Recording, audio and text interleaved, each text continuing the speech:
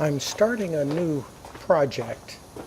It's a Windsor rocking chair, circa 1800, and you can see a model of that up in the upper right hand corner. And what I'm doing, I'm starting at the top this time. Usually I start with the seat, but this time I'm starting with the top, the construction of the Crest Rails, and also this stile. There are a pair of them, the stiles that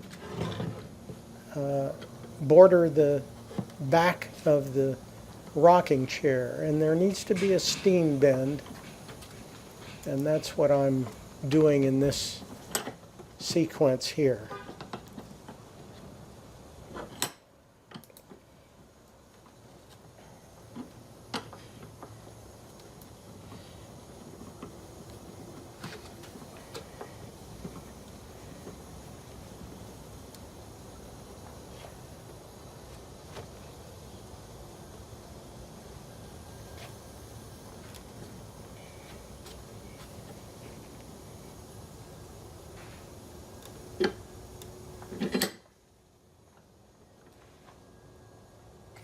Looks like a very good bend on this stile for the Windsor Rocker.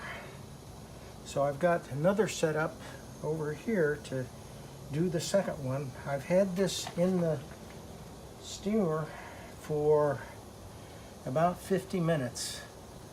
And this is hard rock maple, which was kiln dried. I don't see any problems. I've used an arc here that is steeper arc than what I need, so I'm expecting some spring back, maybe a ½ inch or so, and that'll put it right where I want it to be. So it's only the upper portion of the stile. This goes into the seat down here. This is the arm.